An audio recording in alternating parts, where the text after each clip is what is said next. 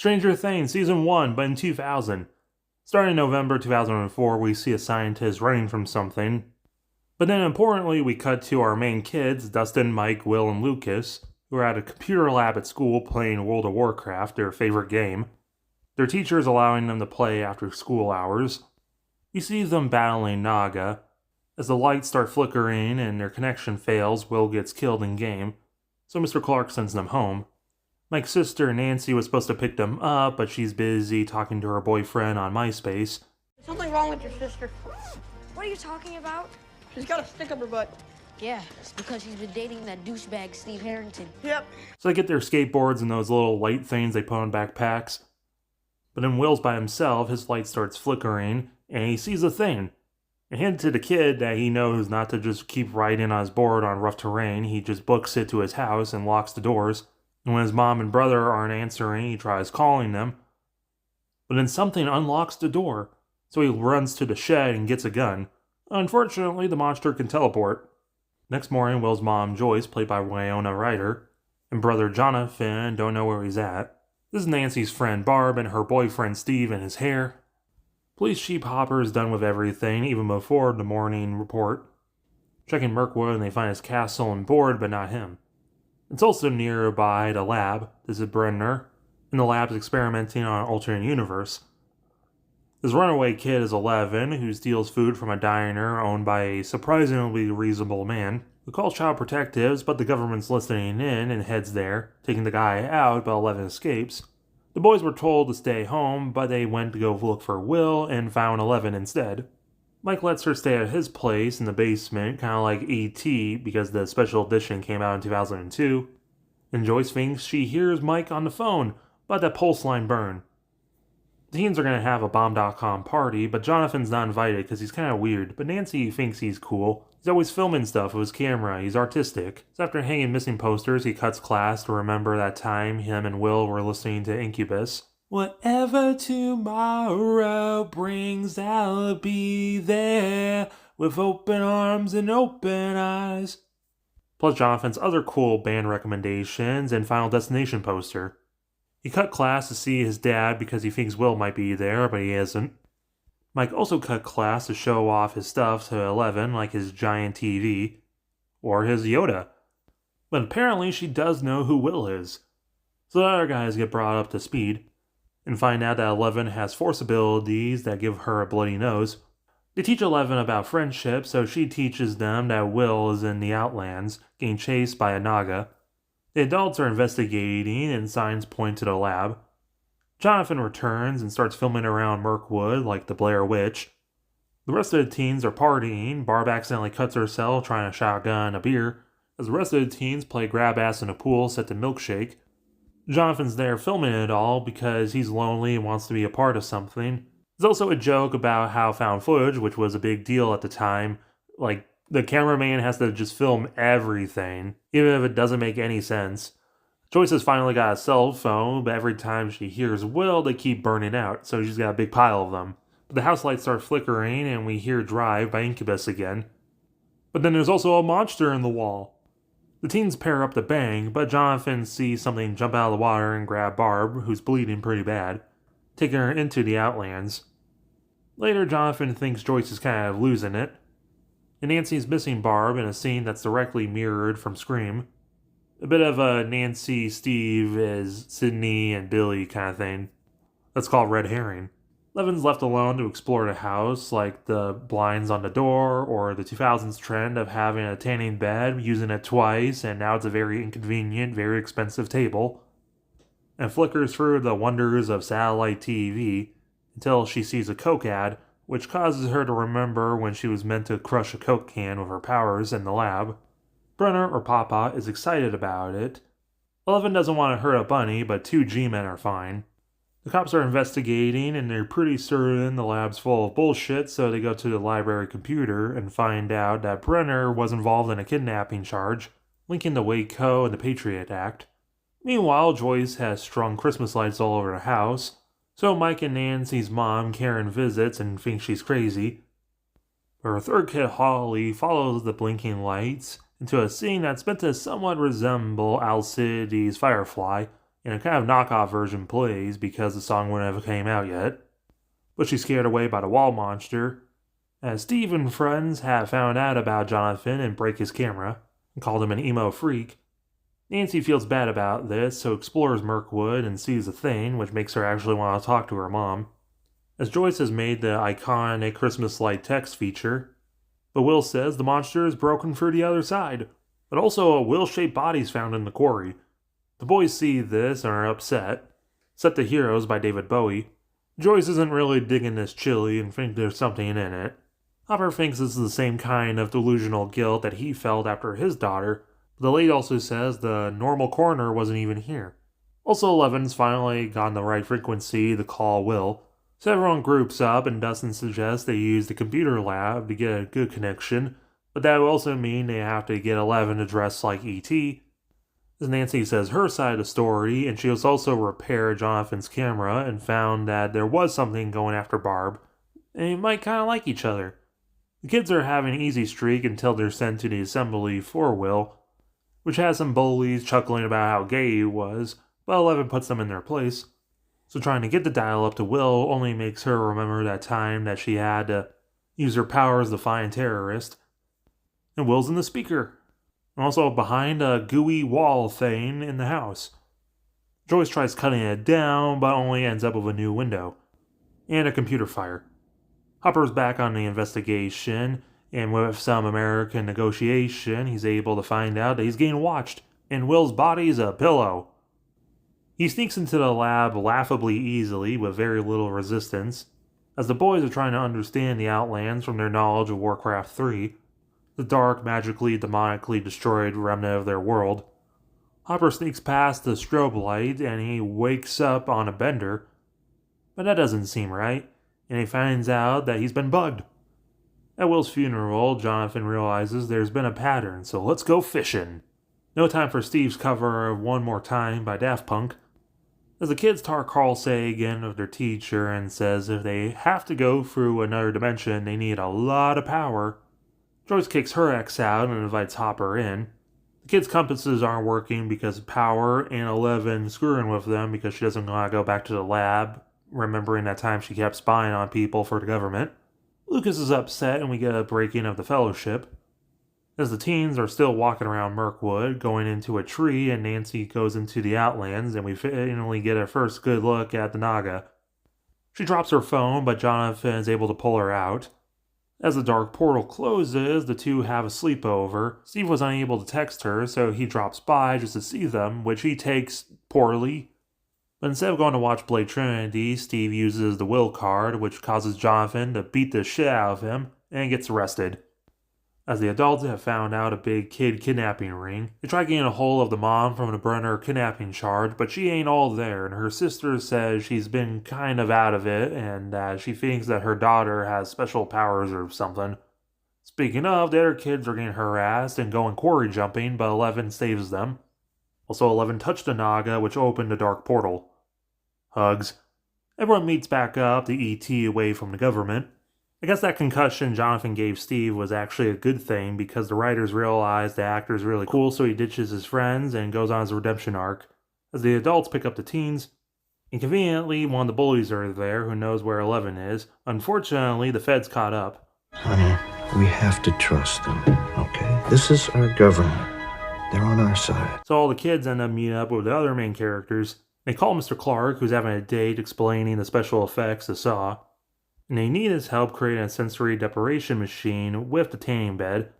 Bad news, Barb is super dead. Good news, Will isn't. But bad news is the Naga's after him. And the adults are arrested by the feds who give up 11's location so they can get into the Outlands. Steve awkwardly arrives to apologize to Nancy just as her and Jonathan are setting up a saw trap for the Naga. And with a disgusting amount of flashing lights and fire, it escapes. Dustin and Lucas raid the kitchen for chocolate milk and pudding. As Mike kisses 11, the feds show up, but 11 just melts their brains, which summons the Naga. The adults find a xenomorph egg that's probably not important, hasn't been brought up again anyway, and they find Mike with a tentacle down his throat. And by getting close to him, they also interact with the lights in the real world. As 11 Fano snaps herself and Nanaga with another disgusting show of flashing lights. So Will's brought back and has a return to King's ending with all of his friends. Days later, it's Christmas, and all the boys are playing Halo and talking about their next adventure in Warcraft. Nancy and Steve are still a thing for now, but she did get Jonathan a new camera. Hopper leaves the Christmas party to leave some food out with a suspicious waffle. And Will goes to the bathroom before Christmas dinner, and he spits up a slug and blinks into the Outlands for a second. Stranger Things Season 2 begins October 23rd, 2005, in a completely different show where a bunch of emos rob a bank and get into a car chase, but one of them, Kali, has the power of illusion, because she is number 8.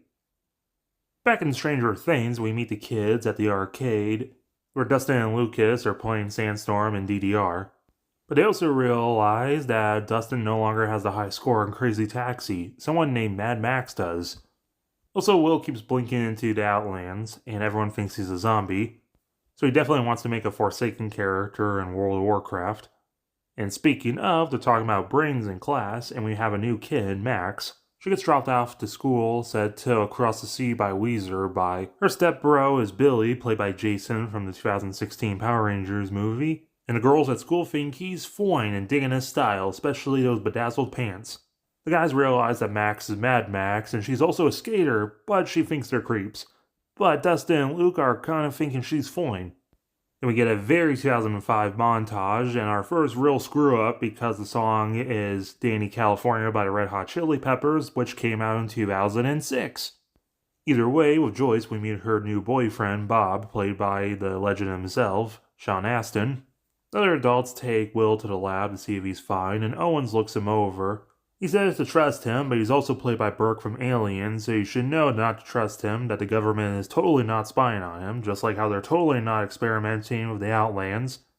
At least Jonathan's invited to a Halloween party instead of laying in his bed all night listening to My Chem. Later, Steve and Nancy have a KFC dinner with Barb's parents. They want to tell them, but Barb's parents hired not Dale Gribble, but Murray to investigate, and he's convinced that there's a shaved head little Iraqi girl running around. The teens aren't really handling what happened to Barb well, or the fact they can't tell anyone because of government. But hey, Jonathan and Will are going to have a movie night with Bob. He just bought them a new VHS and DVD player. Will likes Bob because he kind of looks like Sam from Lord of the Rings, which he's like, I don't know, I don't see it. But he does end up enjoying the Nutty Professor 2 Meet the Clumps. They also had Napoleon Dynamite and Donnie Darko. But Will sees something else. Will, you are weak. Your friends will abandon you. Also, it turns out Eleven escaped the Outlands and has been living in a shed with Hopper taking care of her. She's not allowed to leave, but that's for her own protection. Will keeps drawing spiders. We meet Erica, who's Lucas's sister, who will be more important in the following seasons, but we do see her playing with Lucas's He-Man. The boys dress up like Jedi for Halloween, but Lucas wanted to be Obi-Wan. But it doesn't matter because literally no one else at school dressed up for Halloween. They tried inviting Max to trick-or-treat with them, but she's uninterested because her brother, who's blaring My Sacrifice by Cree, is fucking crazy and tries running the kids over. Hopper's investigating a blight going around on the pumpkins, which seems to have a pattern. Jonathan gives his camera to Will to film their trick-or-treating as he goes to the party. Billy's basically what Steve was always supposed to be, so much to the point he inherited his old friends. Eleven watches Frankenstein, but Hopper's running late. He won't know anything about Frankenstein. Max dresses like the pig face from Saw and makes Lucas scream like a little girl. The guys start splitting up, and Will gets spooked right into the Outlands. But Mike pulls him back, as Steve realizes he's out of Nancy's top 8. So Jonathan asks to tuck her into bed. Eleven finds out she can use a blindfold and TV static to astral project to see Mike talking about her. Bob and Joyce just want to get out of this crap hole of town, as Dustin discovers a little salamander, which turns out to be the slug that Will spit up, and he calls it a murloc. Feeding a Three Musketeers so he knows how to name him, Donnie. Eleven's getting sick of Hopper's dadisms and wants a promise to actually mean something. In the Bobmobile, Bob tells Will that, you just need to yell at your nightmares to go away. It happened to me when I had to fight an evil clown. Joyce is noticing things in TV static. Jonathan and Nancy, with some Tab and Pringles, decide maybe it's time we tell Barb's parents. Eleven ignores Hopper's stupid rules and leaves. Dustin tells the guys about donning the Murloc, but they run away. Mike doesn't like Max at first, thinking she's bringing up the band, but enjoys her skating. But Eleven walks in and gets super jealous. Will blinks into the Upside Down and yells at his problems, which didn't work actually. He's upset, Hopper's upset, Eleven's upset. The Hopper's taking away her Drake and Josh privileges, so she compares him to Papa. The teens meet up, but there's just spies up the ass. So Owens tells them they gotta keep it secret, keep it safe, or else the terrorists will win. But luckily Nancy was recording it all. Will's freezing cold and keeps having troubles explaining himself, so he draws a giant tunnel. Hopper investigates and finds more tunnels into the Outlands under the pumpkin patches. Eleven investigates a bunch of the crap in the cabin, including something that might point to her mom, and her real name's Jane. There are certain type of people in this world that you stay away from. What are you implying? Donnie the Murloc grew up and ate the cat. So Dustin has to Jurassic Park and sneak it into the basement. Will compares the shadow monster thing to Voldemort having possession over Harry. That means if he can spy on us, we can spy on it. Eleven invites herself to her mom's place that she's not all there, but in actuality, she's talking through the lights, just like Season 1. The other teens help Murray fast-track his conspiracies. Lucas tells Max what's up, and the adults find out the tunnels that Will keeps drawing are actually perfectly mapped to the city, which they actually went through the effort of designing a city map for the series. Hopper's getting attacked by vines. Dustin and Steve are looking for the Wheeler siblings, so pal around by themselves. Murray believes the teens, but thinks we should just settle on that Barb died from some toxic chemicals from the labs and not just try and convince everyone that she was eaten by a weird fish monster from another dimension. Now drink your Zima. Eleven's able to contact her mom, and it turns out that she was part of the Branch Davidians during the Waco siege. Brenner rescued her and a bunch of women just so they can give up their kids to be experimented on, and gave her shock treatment to leave her in this state. The other adults find the tunnels and Hopper, as well as some torch troopers. Will's going from bad to worse. He can't even remember Bob or even call him Samwise. The Steve are listening to NSYNC's It's Gonna Be Me until they go into Dustin's basement and the thing escaped. Murray copies the tapes and he also ships Jonathan and Nancy. Might as well try it out. Murray likes details. The rest of the kids are going monster hunting, so Luke grabs Max as Hopper's getting a Bulgarian shower just to go right back into the Outlands. And it's just getting everywhere. Will's losing his memory of everything that's not connected to the Outlands, his mom, Mike, or his favorite candy, mini M&Ms. So clearly the shadow monster is a hive mind thing. As S and D are talking about hair gel and hair styling and how Steve definitely uses ladies' products to make his hair so nice, as LD and M meet up at the junkyard and fortify a bus. Dustin realizes he probably shouldn't have taken relationship advice from someone who's currently in a failing relationship, because Lucas, actually listens and talks with her. The bait they set out for the Murloc isn't working, so Steve gets out there, but now there's a whole pack of them. But they ditch them because there's easier prey in the tunnels, because Will really is a double spy. And they're crawling up into the lab. So let's put a pause on the plot so Eleven can run away to Chicago with the real McCoy's runaway. Meeting up with number 8, or Callie, who's basically her sister, and joining her black parade. Hunting down the people associated with the lab. Eleven goes emo with them, but realizes that this is clearly a failed backdoor pilot and gets out of there. So back to Stranger Things. They put Will under and book it out of there. Had to cut the power, man! So Bob has to reset the computer system. Billy listens to Code Red by the Casket Lottery, and it turns out his dad's very aggressive, which explains, him, but doesn't excuse him. The characters start meeting up at the lab that desperately needs a new computer system, and everything's gonna be okay. No! Everyone meets up at Will's place, and they finally just call the shadow monster the old god Cthulhu. They sever his connections, or kill it, they can take him out. Explain that why they're calling him the old god is because the old gods are spawns of the Void Lords that want to consume the world souls of planets. They talk to Will, who somehow knows Morse code, and they find out to close the gate, but that damn ringtone of Joy's "You're Beautiful" alerts them to where they are. But Eleven deals with the Murlocs, and reunites with everyone. Steve finally just lets Nancy go, so her, Joyce, Will, and Jonathan go to the cabin. 11 and Hopper go to the lab to close the gates, and everyone else take out the garbage. Billy flirts with Karen, who's Mike's mom, to find out where Luke and Max is. Having some Nilla wafers, and she's digging his bedazzled pants. They find Steve, and it's almost like that time they had a Top Gun moment in gym class. Billy's about to hate crime Lucas, but he remembers it's a lot funner to give Steve a concussion. So Max tranquilizes him and steals his keys. Will's having a nice and toasty exorcism. Others make it into the lab and try closing the gate using the Force, as the others go to play in the tunnels. 11 only floats off the ground and doesn't portal away with the closing of the gate. The lab is closed.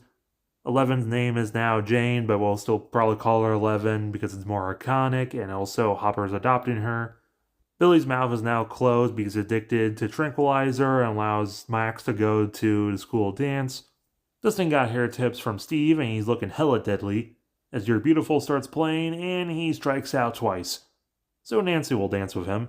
As Lighthouse starts playing and Mike and 11 start, hey! Even Will's dancing and Luke and Max, hey! Also the old god's still alive. Let me know if you missed something. Let me know if I missed something or if you enjoyed this concept down below, as well as hitting like and subscribe and hype on mobile.